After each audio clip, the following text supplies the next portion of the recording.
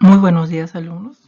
Nuevamente nos volvemos a encontrar por este medio para continuar con nuestras actividades académicas. Espero que estén cumpliendo todas las medidas adoptadas por nuestro gobierno y el Ministerio de Salud para poder controlar el COVID-19. Muy bien, empezamos ahora. En esta semana vamos a hablar de lengua y habla. Para hablar de lengua y habla vamos a tener que hablar del padre de la lingüística moderna, Ferdinand de Saussure. Cuando él hablaba de lengua, nos hablaba de lengua más habla que era igual al lenguaje. ¿Por qué él nos decía de que lengua más habla era igual al lenguaje? Porque el padre de la lingüística moderna plantea que el lenguaje comprende dos partes opuestas pero complementarias a la vez. Es decir, lengua y habla son dos partes opuestas pero complementarias a la vez porque ambas forman lo que es el lenguaje. Y a esto le denomina dicotomía del lenguaje. Es por eso que él en sus estudios habla de las famosas dicotomías, ¿cierto? De las palabras totalmente opuestas, pero que se complementan a la vez. Porque cuando se trabaja el signo lingüístico, él también nos habla de un significado más un significante, y que significado más significante conforma lo que es el signo lingüístico. En este caso, él nos habla de esta dicotomía que es lengua más habla, que conforma lo que es el lenguaje. Muy bien. Ahora veamos la lengua, ¿cierto? ¿Cómo vemos a la lengua? La lengua es un sistema autónomo de signos lingüísticos estructurado en 4 niveles, interdependientes y estrechamente relacionados, ¿cierto? Es decir, cada uno de ellos va a tener su objeto de estudio, pero estrechamente relacionados. Es creada, establecida y modificada por los hablantes en continuos actos de habla, es decir, al momento de materializar nuestra lengua a través del habla, vamos a tener estas modificaciones del habla. Veamos a los 4 niveles de la lengua de lo que hablábamos hace unos momentos. Tenemos al nivel fonológico, al nivel morfológico, al nivel sintáctico y al nivel semántico. Hablábamos de que eran estrechamente relacionados, ¿cierto? Interdependientes pero relacionados a la vez. ¿Por qué? Porque el sistema fonológico, ¿qué es lo que estudia? El sonido de las palabras. El sonido de las palabras, mientras que el morfológico va a estudiar la estructura que tiene la palabra, el sintáctico, el orden de las palabras, mientras que el semántico, el significado de las palabras. Por eso nos diría interdependientes, ¿cierto? Pero relacionados a la vez. Ahí tenemos a nuestros 4 niveles de la lengua. Ahora, ¿qué nos dice Eugenio Coserio cuando nos habla del lenguaje? Eugenio Coserio tomó esta dicotomía que hizo el padre de la lingüística moderna, le hizo una revisión, pero la completó, la terminó de completar. Es decir, él establece la norma a esta. Ahora sería para él, quedaría como sistema, norma y habla. Es decir, cuando él hablaba del lenguaje nos hablaba de un sistema, de una norma y de un habla. Entonces, sistema, norma y habla. Estamos escuchando de que había añadido la norma. Entonces hubiera quedado lengua, habla y norma. Pero aquí vemos un sistema. ¿Por qué? Porque a lo que Ferdinand de Saussure le había llamado lengua, Coserio le denomina sistema, que al conjunto de posibilidades sistemáticas de la cual el hablante dispone, ¿cierto? Es decir, al idioma le puso sistema. La norma. En la norma él dice que es el conjunto, en ese conjunto que la sociedad selecciona unas en detrimento de otras, mientras que el habla es la selección que hace el individuo de las posibilidades que da la norma. Por ejemplo, veamos. Usted es una forma correcta para imponer respeto, aunque tú hoy en día se impone y no por ello se está faltando el respeto. Y eso nos dice la norma. Cuando nosotros hablamos del concepto, por ejemplo, de idioma, ¿cierto? La palabra idioma es un concepto político, más político, digamos, que lingüístico, y se refiere a la oficialización de una lengua dentro de un territorio, porque como nosotros sabemos, en nuestro país no solamente hablamos una sola lengua, somos multilingües, pero la lengua oficial que tenemos es el castellano, pero nosotros sabemos que tenemos nuestras lenguas andinas, lenguas amazónicas. Es por eso que decimos de que la palabra idioma es un concepto más político que lingüístico. Eso sí hay que tenerlo presente. Ahora Noam Chomsky, cuando habla del lenguaje, ¿cierto? El autor de la gramática generativista, él nos habla de una competencia lingüística y de una actuación lingüística. Cuando él nos habla de esta competencia lingüística, nos dice que es la que un usuario le da a una lengua. Es esa parte de su conocimiento que se relaciona con el sistema lingüístico como tal, mediante el cual pueden producirse un conjunto de oraciones indefinidamente extensas que conforman su lenguaje. Es decir, toda esa creatividad que nosotros podamos tener al momento de tener una comunicación, en la competencia lingüística, toda esa creatividad que tenemos. Mientras que la actuación lingüística, por otra parte, es la conducta lingüística, esto es el uso que hace el hablante en virtud de las posibilidades lingüísticas que posee. La actuación, consecuentemente, se halla determinada no solo por la competencia lingüística del hablante, sino también por las convenciones sociales y otros factores de índole cultural y emocional. Como nos dice, ¿no? Al igual puede decir de que podemos observar que esta diferencia que establece Chomsky entre competencia y actuación es similar a los conceptos de lengua y habla que nos hizo Ferdinand de Saussure, aunque este no evidencia una orientación psicológica tan claramente como sí lo hace Chomsky. Es decir, cuando nos hablaba de lengua y habla, Ferdinand de Saussure no nos mostraba tanta evidencia psicológica como sí lo hace el autor de la gramática generativista, Noam Chomsky, cuando nos habla de una competencia y una actuación lingüística. Ahora veamos las características que tiene la lengua. Tenemos una característica social, virtual, duradera, homogénea, aprendida y inmanente y exterior al individuo. ¿Por qué decimos de que es social?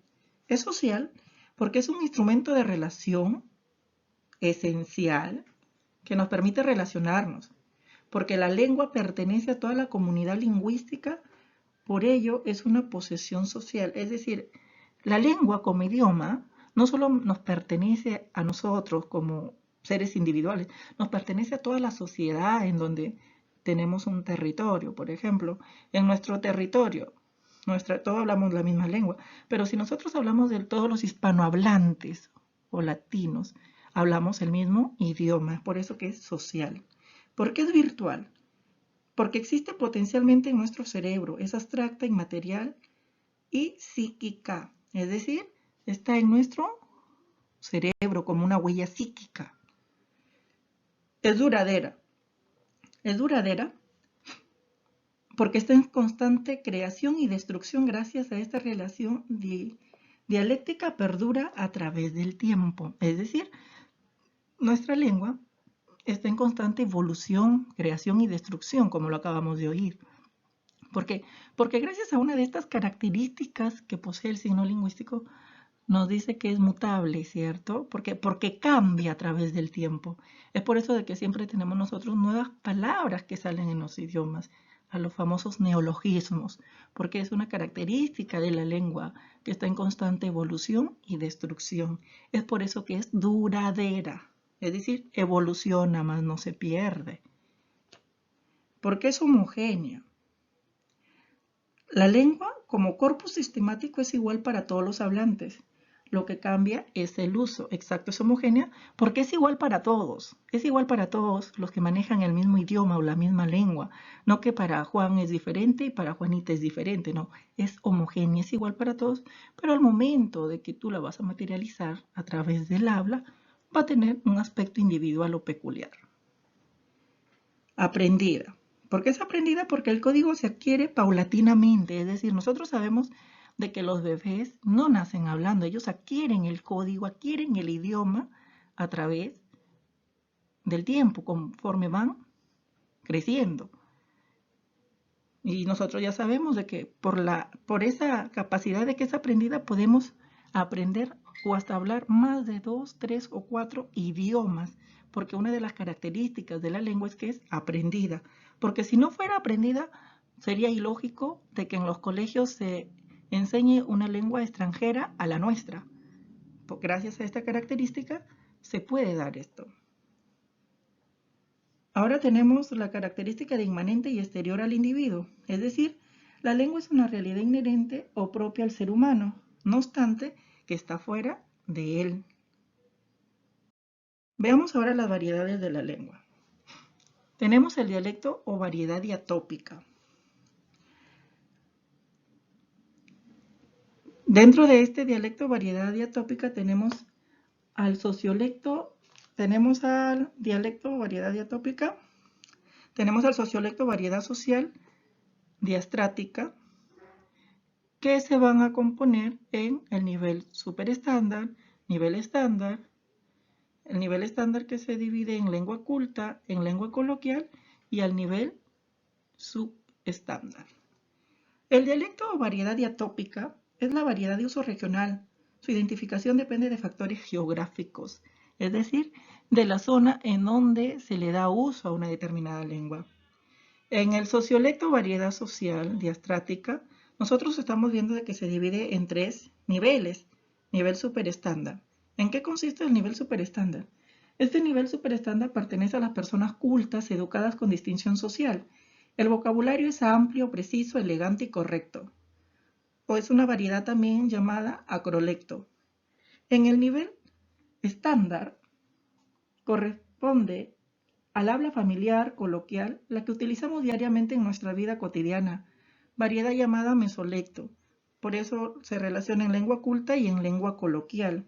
La lengua culta, pues nosotros vamos a saber de que es un modo de hablar de las personas cultas y educadas de una comunidad y su distinción por una buena formación idiomática.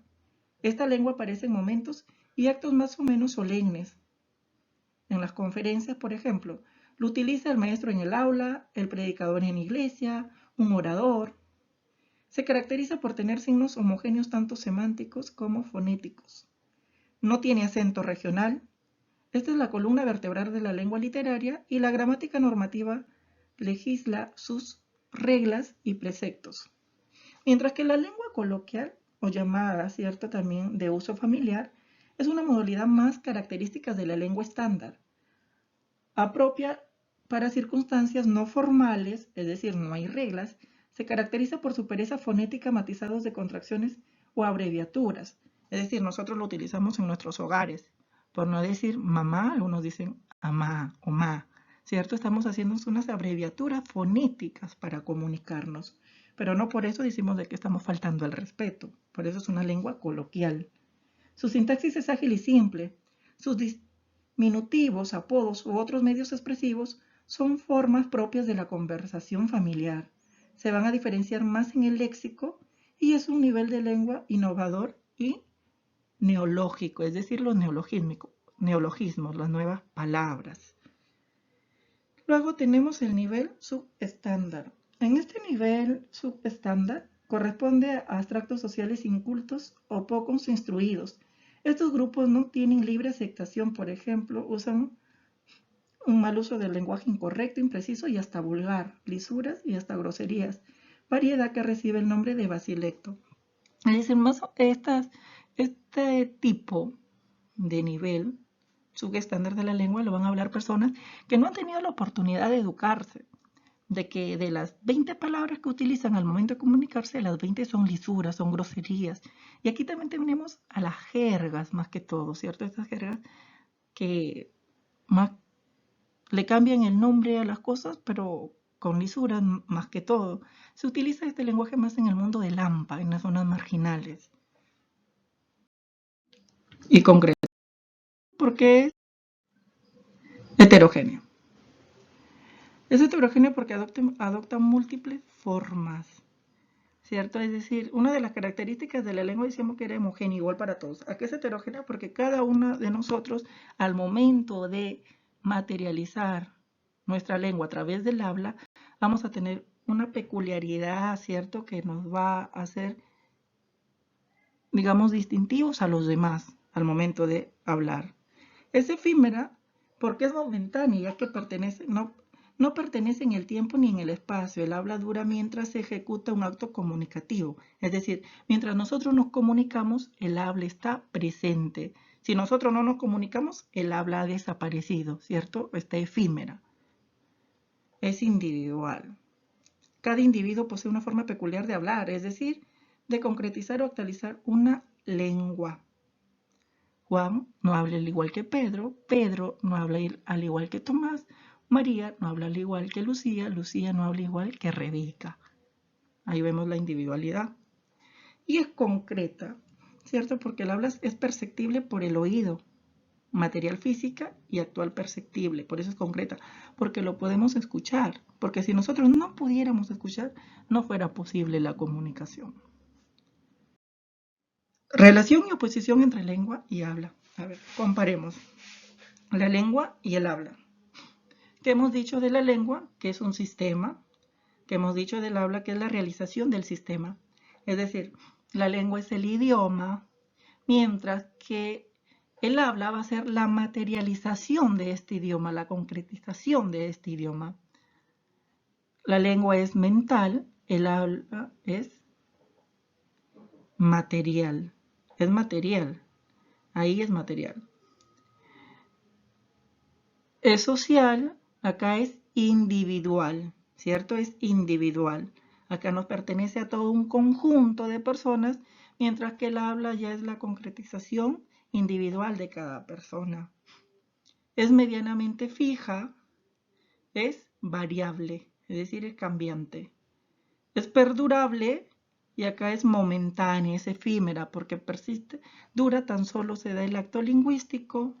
Es abstracta y acá es concreta, ¿cierto? La lengua es abstracta porque no la puedo ver, pero el habla es concreta porque nosotros la podemos percibir, la podemos escuchar. Cualquier consulta, ya sabe que pueden escribir a mi correo, ¿sí? ycordoba@colegioseltriunfo.edu.p, los días miércoles de 10 a 12 del mediodía, y ya sabemos que debemos de quedarnos en casa para poder controlar esta propagación del COVID-19.